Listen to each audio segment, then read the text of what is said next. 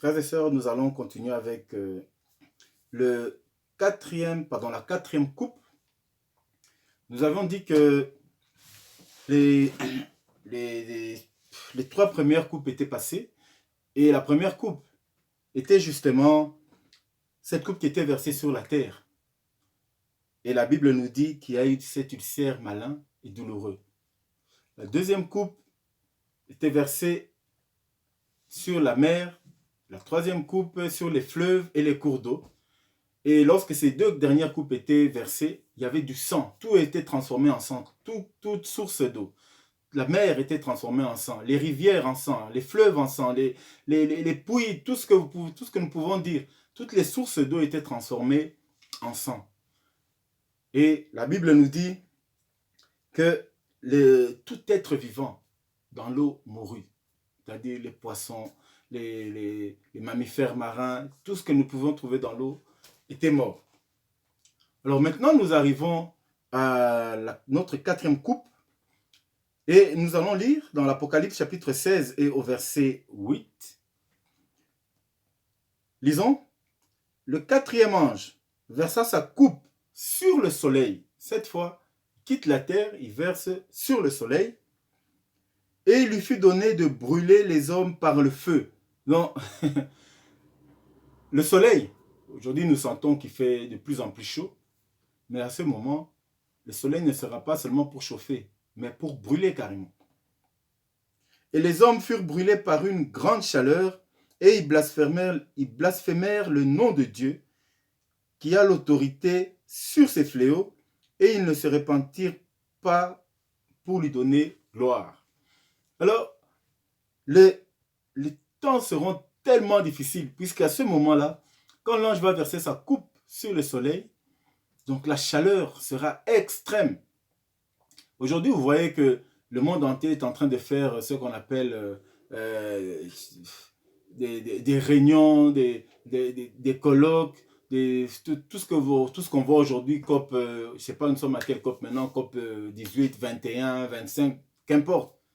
Mais tout ça dans le but de trouver une solution pour le climat, en disant que nous devons essayer de réduire les effets de serre pour que la température puisse baisser. Mais je peux vous garantir, parce que c'est écrit dans la Bible, que cela n'arrivera pas. Le monde tel qu'il va, la chaleur telle qu'elle va en augmentant, ça ne va qu'accomplir la prophétie qui est écrite ici. Dans l'Apocalypse chapitre 16 au verset 8. Donc, le soleil va brûler, va commencer à brûler, la chaleur sera telle que les hommes ne pourront plus supporter. Les hommes ne pourront plus supporter cette chaleur. Vous savez, aujourd'hui, lorsque vous allez dans des pays comme la Grèce ou alors même en Israël, vous allez dans les pays désertiques, vous sentez la chaleur qu'il y a là-bas. Vous vous posez la question, mais comment les gens font pour vivre dans de tels pays avec de telles chaleurs? Parce qu'il fait excessivement chaud. Vous sentez l'air, vous ouvrez la fenêtre pour avoir de l'air, mais c'est de l'air tellement chaud. Vous préférez fermer la fenêtre et rester comme ça dans la maison. Mais la Bible nous dit qu'à ce moment-là, le soleil ne va pas seulement chauffer, on ne va pas seulement sentir une forte chaleur, mais le corps sera brûlé carrément. Le corps, je me souviens, j'ai été en Grèce une fois, et la chaleur qu'il y avait dans ce pays-là, vous sentez que votre peau était complètement décapée, ça devenait comme la peau d'un serpent. Mais une chaleur pareille. Et quand la Bible nous dit qu'à ce moment, il va faire encore plus chaud que ce qu'il y a maintenant, donc on se pose des questions. Comment les gens vont faire pour vivre? Donc vous voyez déjà, comme je vous ai dit, le monde sera dans un chaos. Plus rien ne va fonctionner. En réalité, le système de l'Antéchrist qui sera installé dans le monde aura du mal à fonctionner. Pourquoi? Parce qu'à chaque fois, il y aura des catastrophes qui feront que les gens seront obligés de rester chez eux. Les gens seront obligés de fuir. Les gens vont crier. Mais maintenant, imaginons, l'eau est en sang. Les mers se sont transformées en sang. Les fleuves en sang. L'homme est recouvert de plaies. Les gens sont recouverts de plaies parce qu'il y a ces fameux ulcères. Mais Pour ajouter encore la douleur, c'est le soleil. Le soleil carrément qui commence à brûler. Mais vous savez, aujourd'hui, quand il fait très chaud, qu'est-ce qu'on fait? Soit on va prendre une douche tiède ou froide, ou alors si on a une piscine, on va dans une piscine. Ceux qui sont au bord de la mer vont se jeter dans l'eau pour se rafraîchir. Mais à ce moment, l'eau est en sang. L'eau s'est transformée en sang. Où iront les gens? Non, mais c'est la catastrophe. Vous savez, quand la Bible parle de la colère de Dieu, nous devons vraiment lire ça en détail comme ça pour comprendre un peu de quoi il s'agit. Quand la Bible nous dit de fuir la colère à venir, nous devons vraiment fuir parce que on imagine les gens qui seront là à ce moment, avec cette catastrophe, avec ces douleurs, comment vont-ils faire? C'est impensable. Mais malgré ça, la Bible nous dit, nous allons lire, donc, les hommes furent brûlés par une grande chaleur et ils blasphémèrent le nom de Dieu. Donc, au lieu de chercher à revenir à Dieu, à prier Dieu, à adorer Dieu, à supplier même Dieu, la Bible nous dit que ça sera pour eux une occasion encore de blasphémer le nom de Dieu. Donc, vous comprenez pourquoi? Parce que ces gens, ce sont tous ceux qui ont déjà fait alliance avec le diable. Ils ont fait alliance avec Satan. Donc, pour eux, déjà, le vrai Dieu, ils n'en ont rien à faire. C'est le mot qu'il faut dire, ils n'en ont rien à faire. Et devant de telles situations, au lieu de chercher à revenir, qu'est-ce qu'ils font? Ils commencent à blasphémer le nom de Dieu. Ils commencent à insulter carrément Dieu. Pourquoi? Parce qu'il y a cette grande chaleur. Mais ce qui est surprenant, c'est que ils ont choisi le diable. Ils ont choisi l'antéchrist, pour être précis. Mais lorsque ça ne va pas, ils cherchent quand même Dieu pour blasphémer son nom. Mais pourquoi ils ne vont pas blasphémer le nom de l'Antéchrist? Parce que c'est chez lui qu'ils se sont réfugiés. Vous comprenez que l'homme, lorsqu'il a déjà fait alliance avec le mal, même dans son subconscient, il reconnaît qu'il y a un Dieu. Mais le mal là où il se retrouve, il ne peut qu'adorer le diable, il ne peut qu'adorer le système dans lequel il est. Et bien qu'il reconnaisse qu'il y a l'être suprême, ils vont quand même blasphémer. Ils vont blasphémer, mais en reconnaissant que c'est l'être suprême qui blasphème. Parce que s'ils ne reconnaissaient pas l'être suprême, celui qu'ils allaient blasphémer, ce serait l'antéchrist, celui chez qui ils se sont réfugiés. Ils allaient dire que tout ce malheur, c'est à cause de toi, parce que nous sommes réfugiés en toi. Si nous étions éloignés de toi, peut-être tout cela n'est pas arrivé. Mais non. Les hommes se retournent quand même contre l'être suprême, contre Dieu l'éternel, et ils vont blasphémer son nom. C'est terrible, c'est incroyable. Mais la chaleur, frères et sœurs, ce que nous voyons aujourd'hui, ce sont les prémices. Ce n'est qu'un chemin. C'est pourquoi ne rêvons pas en disant que voilà, la planète va trouver une solution, la chaleur va diminuer. Les prophéties vont s'accomplir. Tout ce qui est dit dans la Bible s'accomplira. La Bible nous dit que le soleil va atteindre un niveau de chaleur que le monde aura du mal à supporter. Mais ce que la Bible a dit va s'accomplir.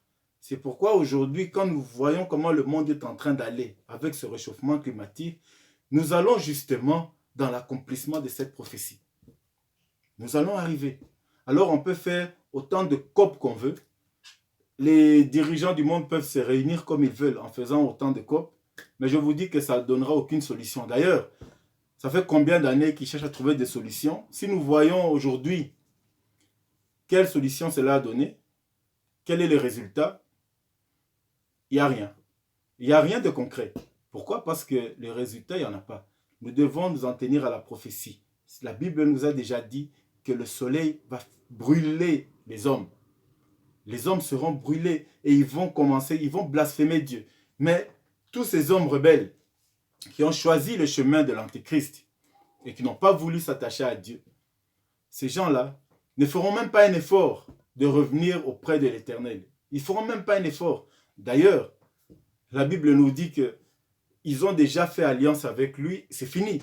quand on fait alliance avec l'Antéchrist, il n'y a plus moyen de revenir en arrière. Il n'y a plus moyen de revenir demander pardon. Il n'y a plus moyen. De toute façon, on est déjà dans l'alliance avec le diable et c'est fini, c'est une alliance de perdition. D'ailleurs, la Bible, nous avons lu que l'Éternel a fermé son temple. Plus personne ne peut rentrer, aucun ange ne peut rentrer dans son temple jusqu'à ce que les 7 coupes soient versées sur la terre. C'est-à-dire jusqu'à ce que les rebelles, les hommes rebelles, subissent les douleurs, les souffrances qu'ils ont cherchées. Continuons. Donc, et les hommes furent brûlés par la grande chaleur, par une grande chaleur, et ils blasphémèrent le nom de Dieu qui a l'autorité sur ces fléaux. Donc, vous comprenez que ces fléaux, comme j'ai dit, c'est les derniers fléaux, c'est Dieu qui a l'autorité dessus. C'est Dieu qui frappe le monde. Ce n'est plus un ange comme avant. Dieu se servait des anges déchus pour faire le mal, parce que ces anges déchus ont déjà cette rage de venir faire le mal. Dieu les retient au moment où nous parlons, même quand le mal est en train de sévir dans le monde.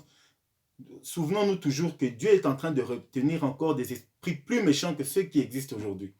Et lorsque les 7 trompettes, lorsque nous serons en période des 7 trompettes, Dieu va commencer à relâcher ses anges un à un. Et ce sont ces anges qui vont faire du mal, ce n'est pas Dieu. Mais à partir de la première coupe, là, il ne s'agit plus des anges déchus, il ne s'agit plus d'anges je ne sais qui, mais là, c'est Dieu lui-même qui est aux commandes. C'est pourquoi la Bible nous dit, ils blasphémèrent le nom de Dieu qui a l'autorité sur ces fléaux. Et ils ne se repentirent pas pour lui donner gloire. Donc, malgré ça, vous savez, lorsque vous êtes déjà perdu, et Dieu sait, Dieu connaît tellement le cœur de l'homme, la Bible nous dit, en fait, nous savons que Dieu, dans sa préscience, avait déjà vu l'humanité. Il avait déjà vu le monde. Il sait déjà que celui-là, on va le prêcher, on va le parler, mais à la fin, il va refuser. C'est pourquoi ces gens, malgré toutes ces douleurs, malgré tout ce qu'ils voient, ils ne sont même pas capables, ils ne veulent même pas revenir, se repentir et donner gloire à Dieu. Ils refusent. Pourquoi? Parce que leur cœur est déjà attaché à la bête. Ils sont déjà un avec la bête. Ils ont fait alliance, ils ont, comme la Bible dit, ils ont la marque de la bête qui est sur la main droite et sur le front, nous avons expliqué, c'est-à-dire qu'ils servent la bête de toute leur force qui représente la main et de toute leur pensée, de toute leur intelligence qui représente le front. C'est-à-dire qu'ils sont totalement soumis à la bête, à l'antéchrist. C'est pourquoi vous voyez, lorsqu'on est totalement soumis à l'antéchrist, il n'y a aucune possibilité de revenir à Dieu. Et ici, la Bible nous dit que malgré tout ce qui va se passer, ces gens vont refuser de se convertir, refuser de rendre gloire à Dieu, et au contraire, ils vont se mettre à blasphémer le nom de Dieu. Donc voilà, frères et sœurs, nous sommes dans ce moment, nous qui vivons ces moments avec les réchauffements climatiques et tout ce qui se passe, nous devons comprendre que même le réchauffement climatique est en train de prédire cette prophétie de l'Apocalypse 16, chapitre 16 au verset 8, où la Bible nous dit que le soleil brûlera, va brûler les hommes. La chaleur sera telle que ça deviendra insupportable. Et nous sommes en train d'aller justement dans ce sens. Nous devons avoir cet esprit ouvert pour voir et comprendre. Parce que la Bible, Dieu nous parle tous les jours. À travers les infos, à travers la télévision. Lorsque nous ouvrons la télé, que nous voyons les images sur le réchauffement climatique, pensons directement à ce qui va arriver lors de la 4e coupe. Et sachons que le processus est déjà en marche. Tout est déjà en train d'aller dans le sens de ce qui est déjà, de ce qui avait été prédit. Quand Jésus a révélé à Jean l'Apocalypse, ça fait combien? Ça fait il y a 2000 ans. Quand Jésus le révélait à ce moment, personne ne pouvait imaginer qu'il y aurait des périodes comme ça, on allait parler du réchauffement climatique. Non. 2000 ans passés, le climat n'était pas comme aujourd'hui. Mais À ce moment, il avait déjà prédit. Et lorsqu'on lit ce passage, nous avons l'impression que nous sommes en train de lire un journal d'aujourd'hui. On nous annonce ce qui va se passer demain. Et c'est ça la force de la prophétie. C'est pourquoi la parole de Dieu est véritable. Tout ce qui est dit dans la parole est vrai et véritable. C'est pourquoi nous devons savoir lire les signes que Dieu nous montre. Il a dit que nous sommes doués pour discerner le temps, pour discerner la pluie, l'hiver, l'été, les printemps. Nous sommes doués pour ça. Mais pour reconnaître le temps dans lequel nous sommes, ça pose problème. Mais un enfant de Dieu doit reconnaître le temps dans lequel il est, en fonction de tout ce qui l'entoure, tout ce que Dieu a mis autour de lui, toute la nature. La nature nous parle tous les jours. Quand nous voyons ce réchauffement climatique, ça doit nous parler tous les jours. Et ça doit nous révéler que ce que Dieu a dit dans l'Apocalypse est vrai. Et ce que Dieu a dit, que le monde, la chaleur du monde va atteindre un niveau qui sera insupportable pour l'homme, cela est vrai puisque nous sommes dans un processus et cela va arriver. Alors, frères et sœurs, soyons toujours prêts. Soyons toujours prêts et nous devons nous donner totalement dans la parole de Dieu pour comprendre, faire un effort, nous efforcer à comprendre ce que nous dit la parole. Puisque la parole de Dieu nous révèle tout. Tout ce que nous entendons aujourd'hui dans les infos, partout, lorsque nous regardons et que nous écoutons bien, parce que Jésus même a dit, faites attention à la manière dont vous écoutez. Mais lorsque nous écoutons bien, nous comprenons que Dieu est en train de parler à travers les informations. Il est en train de crier à travers les informations. Il est en train d'annoncer son retour à travers les informations. Il est en train de nous parler, de nous montrer des choses qui arrivent. Il est en train de nous révéler que les prophéties qui sont dites dans la parole de Dieu sont en train de s'accomplir. Ce ne sont que des prémices. Le moment que nous traversons aujourd'hui, ce moment de confinement, ce n'est qu'un moment prophétique du malheur qui arrive, puisque ça sera toujours comme ça. Les gens seront toujours confinés dans leur maison. On leur dira toujours, restez chez vous. Pourquoi? Parce que l'eau est en sang. Restez chez vous. Pourquoi? Parce qu'il y a des ulcères malins. Tout le monde est malade. Restez chez vous parce qu'il fait tellement chaud et que maintenant, personne ne peut supporter cette chaleur. Les gens sont en train de blasphémer le nom de Dieu. On dira, restez chez vous. Donc, comprenez que je me demande toujours si cette parole qui est devenue quasiment un slogan, restez chez vous. Je ne sais pas si c'est inspiré ou alors je me pose des questions parce que je suis sûr que restez chez vous, c'est le mot qui va suivre le monde jusqu'à la fin des temps. Quand nous voyons tout ce qui se prépare, tout ce que la Bible nous révèle, ce slogan-là, ce mot-là, c'est cette phrase, restez chez vous, va accompagner le monde jusqu'à la fin des temps. Parce que le monde n'aura pas d'autre moyen. Le monde sera dans des difficultés extrêmes. Tout le monde, il n'y aura plus moyen de travailler, plus moyen d'aller à l'école, plus moyen de faire des activités. Les gens seront coincés dans leur maison parce que Dieu est en train de frapper. C'est pourquoi, frères et sœurs, ouvrons grand nos oreilles. Écoutons la voix de Dieu à travers les infos, à travers tout ce que nous voyons, à travers la nature. Et que nos yeux puissent voir ce que Dieu est en train de nous annoncer. Que Dieu nous donne la force de comprendre encore ces choses, parce que ce sont des choses très importantes et ça doit nous fortifier à rester attachés à lui et fuir cette colère, que nous ne puissions pas tomber un jour dans cette colère et nous dire que nous étions avertis, mais nous n'avons pas voulu marcher dans la volonté de Dieu. Que Dieu nous donne la force, que Dieu vous donne la force de rester ferme dans sa parole, qu'il nous donne la force de voir ces signes, de comprendre les temps dans lesquels nous sommes et de nous préparer. Il a dit, lorsque vous verrez ces choses s'accomplir, sachez que le Fils de l'homme est à la porte. Aujourd'hui, nous voyons beaucoup de signes, mais nous devons savoir les discerner. Que Dieu vous bénisse, frères et sœurs, que Dieu vous donne la force de vous maintenir dans sa présence. Il est vivant, il est puissant, il est glorieux. Celui qui s'attache à lui ne sera jamais, jamais, jamais déçu. Que Dieu vous bénisse.